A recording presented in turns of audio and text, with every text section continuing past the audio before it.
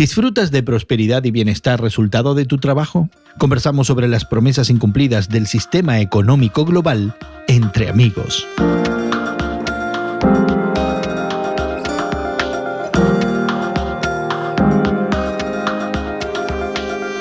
Gracias por acompañarnos en esta conversación regular que tenemos con Guillermo Serrano, Elsa Masón y tu servidor Jesús García sobre temas de interés y de actualidad que vemos desde una perspectiva cristiana. Y como siempre te invitamos a suscribirte a nuestro podcast y seguirnos regularmente. Esta semana la revista norteamericana Foreign Affairs publicó una serie de artículos que giran en torno a las promesas incumplidas del modelo económico neoliberal.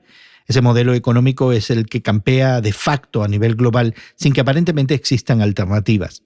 En términos generales, el neoliberalismo, ya sea político o económico, es una teoría que desestima la intervención del Estado en aras de una mayor libertad de acción individual y corporativa. La forma en la que esta libertad se traduce al ámbito económico es privatizando y desregulando los sistemas de producción. Esta teoría económica cobró auge en la segunda mitad del siglo XX y fue plenamente abrazada por Margaret Thatcher en el Reino Unido y Ronald Reagan en Estados Unidos en la década de los 80. En la actualidad parece ser el único modelo económico viable a nivel global. La serie de artículos de Foreign Affairs que referenciamos en nuestra conversación hoy apuntan a esas promesas que el liberalismo o economía de mercado o libre mercado asegura ofrecer. Entre ellas, la autorregulación, la balanza comercial positiva, el flujo de capital, el constante crecimiento económico, el apoyo a la iniciativa privada y, la que es mi favorita, el llamado efecto goteo, también llamado efecto derrame o efecto chorreo, que en su inglés original es The Trickle-Down Effect. Bueno, pues, según los artículos de Foreign Affairs, tras más de 4 décadas de aplicación del neoliberalismo económico, las ganancias del comercio global no compensan por las pérdidas domésticas, resultando en balanzas comerciales negativas.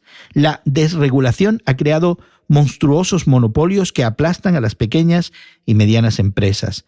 La globalización no ha reducido la pobreza y la desigualdad social donde más se necesitaba. Y la clase media, los trabajadores asalariados como nosotros, Guillermo y Elsa, se empequeñece sin atisbos de que el efecto derrame les salpique ni siquiera una gotita. Cuando Ronald Reagan, en la década de los 70 y 80, comenzó con estas ideas políticas de mover parte de la industria a países que fueran, de un punto de vista económico, mejores, porque iban a producir cualquier tipo de mercancía que sería más barata para los Estados Unidos.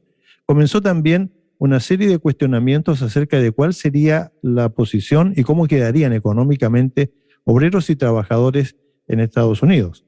En ese momento, y yo me recuerdo muy bien porque viví ese momento, había una euforia en cuanto a la globalización porque primero abarataría los costos de todas las cuestiones que consumimos, primero. Y en segundo lugar, también daría trabajo a muchas personas en el mundo, pero también en Estados Unidos a personas que tendrían necesariamente que cambiar el lugar de trabajo a cuestiones que fueran en otras áreas. Bueno, el artículo aquí de Foreign Affairs lo que está haciendo es de alguna manera apuntar al hecho de que hay ahora una especie como de vuelta atrás o una resistencia a esto porque no se han visto las mejoras económicas que uno podría pensar que iban a ser necesarias. Lo que ha sucedido también, pienso yo, es que siempre, ¿no? La ley de la causa y el efecto. Podemos ver siempre los beneficios de algo cuando surge alguna nueva idea y los deseos de implementarla y hay consideraciones de que sí, los beneficios van a superar los riesgos o van a superar las cosas en contra, pero eso sucede muy a menudo, siento yo, que a la hora de estar ejecutando nuevas ideas, no nos damos cuenta de muchas de las repercusiones que se dan, ¿no? Cuando una vez que se han puesto estas ideas en práctica, cuando se empezó a impulsar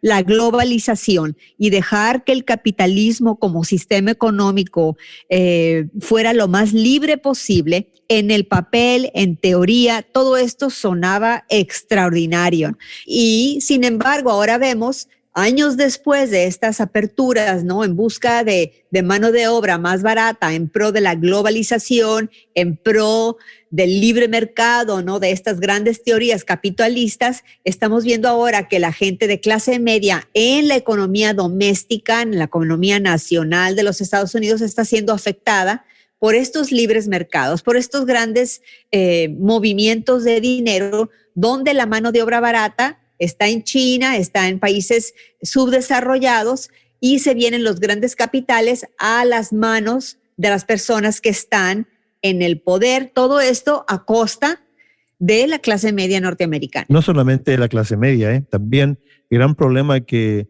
hemos podido observar en los Estados Unidos es que el incremento de los salarios avanza al ritmo de la medida de la inflación. Es decir, no existe un incremento real. La persona que ganaba, vamos a decir, $10 la hora, por ejemplo, con la inflación, digamos, dictada por los sistemas económicos, a lo mejor ganará $10.25, $10.30, pero realmente no hay un incremento sustancial. Y eso es lo que ha llevado al movimiento obrero, a los trabajadores, a la gente que está afectada, a de alguna manera protestar por el hecho de que ellos han sido dejados atrás. Es como una especie de grupo al que no se le considera como importante en los Estados Unidos. Y creo que la serie de artículos que presenta la revista Foreign Affairs justamente se centran en los efectos negativos que ha tenido sobre la clase obrera, pero no son los únicos efectos negativos. Se habla, por ejemplo, de que esta globalización y estas propuestas económicas neoliberales de mercados libres no ha solventado la balanza de pagos en muchos países. Al contrario, no ha beneficiado a los sistemas sociales, no ha creado conciencia social, no es necesariamente buena para el comercio de países que no son potencias económicas. No pueden competir. Exactamente. Es decir, que aquí hay una serie de efectos que van más allá del trabajador. Pero ya que la serie de artículos se centra en el trabajador, hablemos del trabajador. ¿Qué cosas necesitarían cambiar? Yo creo que la verdad, Gerson, estás haciendo una pregunta que en realidad, en vez de contestarla de cierta manera con la mente fría, y esto va en contra de las ideas de Guillermo, yo lo sé, pero es un problema del corazón, es un problema del corazón humano. El ser humano que está en el poder va a querer perpetuarse en el poder y va a querer adquirir más poder. Y con esto se rompen, ¿no?, los balances que pueden existir para que la gente que no está en el poder nunca pueda en realidad ser beneficiada de una manera, digamos, longeva, ¿no?, que dure realmente. Tal vez puede haber de repente ciertas épocas donde veamos un poco de prosperidad a nivel general, pero al final de cuentas el poder es algo muy tentador y el poder va a buscar perpetuarse, ya sea un sistema económico o ya sea otro. Milton Friedman, que fue el inventor, o se le supone que es el padre del neoliberalismo, que fue doctorado y fue profesor en la Universidad de Chicago, tenía la teoría de que la economía es como un vaso que se comienza a llenar a través de las inversiones de todos los capitales que puedan funcionar. Y que entonces llegar a la parte de arriba del vaso, esto comienza a chorrear, comienza a derramar. Y ahí venía el beneficio para la clase trabajadora. Esa teoría se popularizó mucho en todos los países, incluyendo muchos de América Latina, que cambiaron de una economía centralizada a una economía de libre mercado. Pero la pregunta está ahí. ¿Qué se puede hacer para el beneficio de la clase trabajadora, de los obreros? Y desde el punto de vista de la fe, ¿cuáles serían algunas de las soluciones? Porque ha habido una aprobación tácita del sistema económico, de este neoliberalismo capitalista recalcitrante, ¿no?, que no está creando bienestar, en definitiva. Se ha creído que, de alguna manera, la fe cristiana avala y valida, por lo menos en su perspectiva protestante, todos estos sistemas. Si vamos a la Biblia, vamos a encontrar otra narrativa diferente, particularmente en lo que tiene que ver al trabajador, al obrero, que es el sujeto de esta serie de artículos, el sujeto de nuestra consideración en esta conversación. El Antiguo Testamento, o las escrituras hebreas, como les gusta decir a algunos, hablan acerca de los derechos del trabajador, en el sentido de que no se podía dejar al margen de la productividad. El trabajador tenía que tener un salario diario, un salario digno, tenía que tener su abrigo, tenía que tener las cosas necesarias para comer. Es decir, nunca se le deja de lado dentro de lo que era el sistema agrario, muy primitivo quizás, del Antiguo Testamento.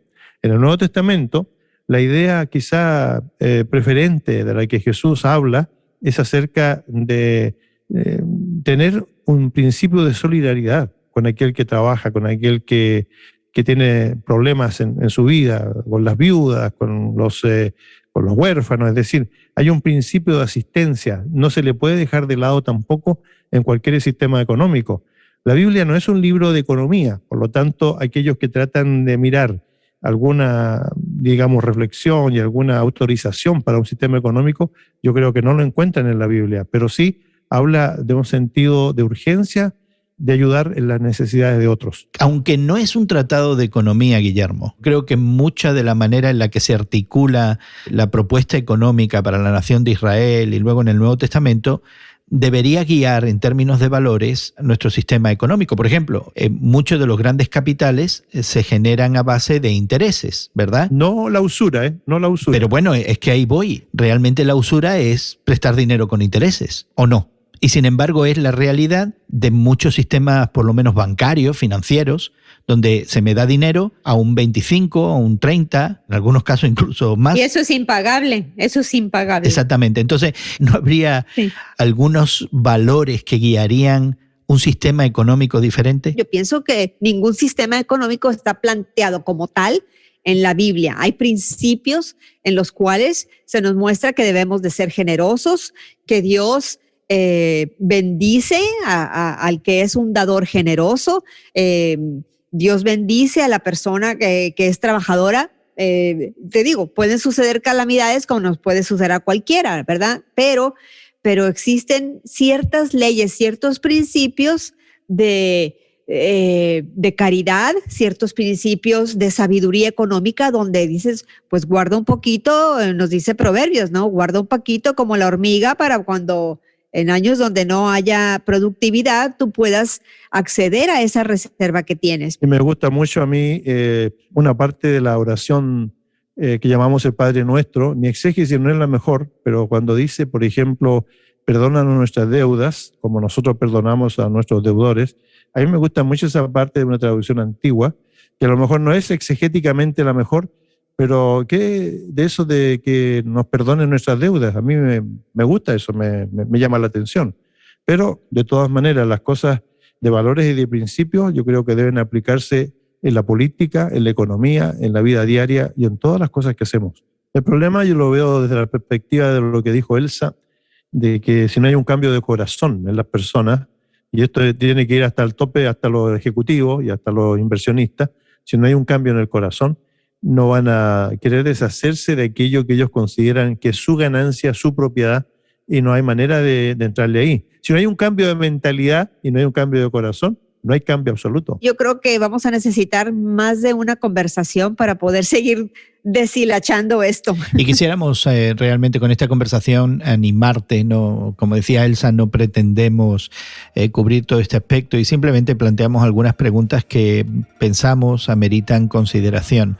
El entendimiento de la economía neoliberal, la manera en la que no está resultando para el bien común, sino más bien para perpetuar crecimientos desmedidos de capitales que se acumulan y se acumulan en detrimento de una clase media que realmente lleva sobre sus espaldas responsabilidades insalvables. Así que queremos animarte a seguir pensando en estas cosas, hacerlo desde la perspectiva de la Biblia, volver a las Escrituras y encontrar en ella esos valores que de alguna manera deberían informar el quehacer humano, también por supuesto el económico. Por eso queremos animarte a que te pongas en contacto con nosotros y nos visites en radiomoody.org. También nos puedes encontrar en Twitter somos Tus Temas de Hoy, y ahí en esa página de internet puedes interactuar con nosotros y encontrar otras conversaciones y también suscribirte a nuestras conversaciones de podcast. Te agradecemos mucho el tiempo que has pasado con nosotros, confiando que lo hayas disfrutado y que te volvamos a encontrar en otra ocasión.